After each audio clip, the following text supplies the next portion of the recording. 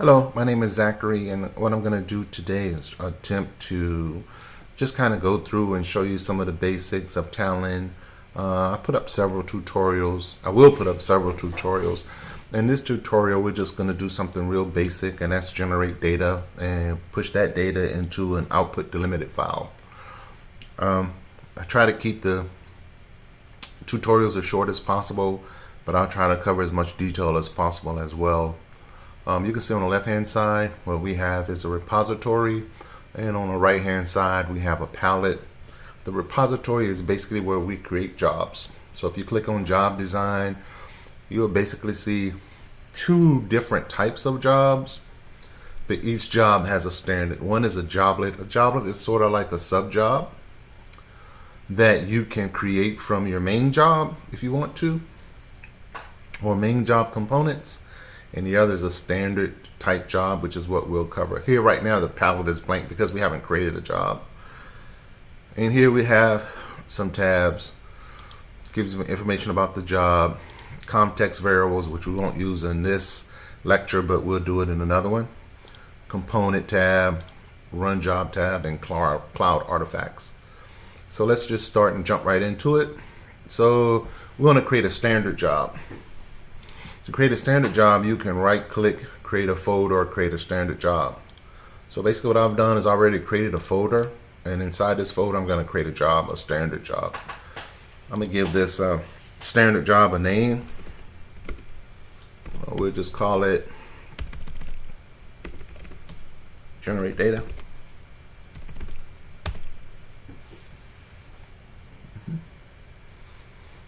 And you see what happens here is you have like a check or a chessboard type layout. That's basically called the workspace. And you'll see the palette is already filled out for you. And you'll see you have some more information down here in these tabs, a little bit more information. So the first thing we want to do is be able to generate data. So what we're going to do is create some data that we'll use throughout these tutorials. So Talend works on these things called components, and you can access the components by typing them. I know we're going to use a row. What we're going to use is a row generator. You see here, generate as many rows and fields as needed. So I'm going to double click on that, or I could actually type over here and find that particular component as well, or other components. So you know that, notice right here we have like this red exclamation point. You can just hover over it. It tells you that we need parameter values, and the component needs an output link. So basically it's saying, hey, we're going to generate some data, but we need to output it where? We're going to output it to a delimited file. But first let's create that data. So we double click on that component, and we're going to create some person data. So let's just create an ID, first name, last name, street address, city, state data. So we'll just go in here and we'll type ID. We'll type first name. We'll type last name, street address, city, state, and we'll open up this thing here called functions. And we'll change the ID type to be a data type of integer. Talend has some great functions inside of the function group. So here we're going to create a numerical sequence. That numerical sequence is going to give us our ID. If you were thinking about a database, think of it as like a pseudo key, where every table needs a primary key. It has a start value of 1 and a step value. If you was looking at SQL Server, you look at it as an identity value field. And in here, we'll go back. We need to create a first name, and notice that we have a Talend data generator of first name, last name, city, state, street. We're going to use those components, or I'm sorry, those functions. For the last name here, we will use it for the street. We'll use it for US cities, and we'll use it for state. And we're going to generate 500 rows of data because no specific. We could do 100, 250, but I like 500. and we can see the data, or at least an example of the data that's going to be generated to ensure that our data has the proper format that we're looking for. You just click on the preview button and voila. The default is 10, but you can make it 25 if you want. And it's going to show. Then we have our ID, first name, last name, street address, city, state, and our data looks good. Notice now we have a warning sign. Think of these as warnings, and it's telling you that this component needs an output link. In other words, we need somewhere to put the data. We're going to put the data in output. Notice we have a delimited, which is like a CSV file, Excel, XML, JSON, or database. We're going to look at all of these, but for today, we're just going to look at the output. Notice it has a warning sign. It's telling us that the component should have input links. So this one should have output links. Right click on it. Just click on the component, right click on it. And you see we have two types of outputs. It can be iterate or we can do main. We're going to do main. Iterate is basically used for, like, let's say we want to loop through or iterate through all the files or directories in a folder. Okay, but we don't want to do that here. We just want to copy row by row of the data that's being generated. Earlier we said each component has a component tab. So we click on here or double click and we see the component tab. Here is where we want to output the data. This is where the data is going to be outputted.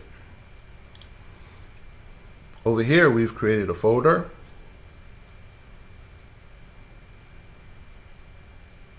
Talend. And notice this dev data folder is empty. That's where we're going to push our data to or output our data. We just click on it and it's there. And I'm going to give it a name. I'm just going to call it person's CSV data file. .csv. It's a little long, but I like things to be a little long because it's more descriptive. And now we know we have a row separator, which separates the rows, and we have field separators. The default in Talend is a semicolon, but we could have changed it to be a comma, pipe, double pipe, whatever we want. I had a customer one time that they just wanted to use the double pipe. Okay, we use the double pipe. We can append the data to the file, but we're not appending, we're creating a new file, and we want to include the headers. We also want to sync the columns. In other words, we want to make sure this data over here, these fields, these columns, and the data types are the same that's going to be put out over here. So what we can do, click on sync, and now you see the T-row generator input and the output delimited are the same. Okay. Once we connected these two with the row connector, notice what happens is we got a little gray box. That little gray box now says that this is a sub job. And when we click on this little gray box, you'll see down here in the component, remember each component has a component tab, and the component tab defines the properties. So what it says here, we're going to do show job title. It is always good to take when you have a sub job, that you give it a title so you can follow it in the future. Generate person data for testing. Notice also we can change the color of it. If we don't like it to be gray, we can change to some other color. Okay, so this here is a sub job. We want to know when this job is going to be complete, so why don't I just throw up a message box? MSG is what I type for message box. Right? I just double click on the message box, and look at here, this component, the message box component, has a properties. We can just go down here and we can say job is complete. Data copy to CSV file. Oops, sorry about that. to CSV file. Now, what I want to do is when this sub job, everything inside this little gray box complete, I want to trigger the message box to say, hey, this job is done and it's finished. I just click on my two-row generate, I go to my trigger, and I have a sub job. Sub job is okay, meaning that it completed properly. And once it completes properly, it will throw that message. I can also create a note. I just type in note. And down here in the component, first tutorial.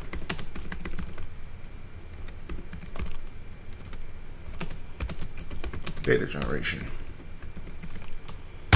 Okay.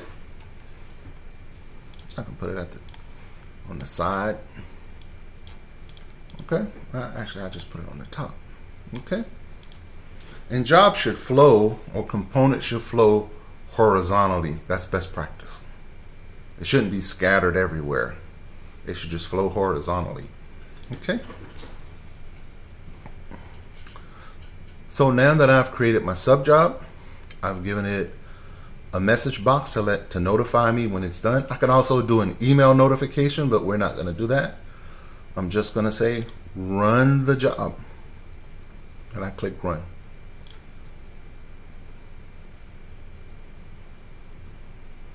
My message box job is complete. Data copied to CSV file. I click OK. I look inside my directory and I see my file. I'll open it. And there's my data. All 500 records.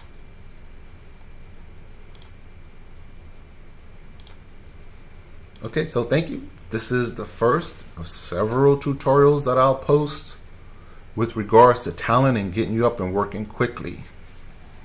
Thank you. Have a great day.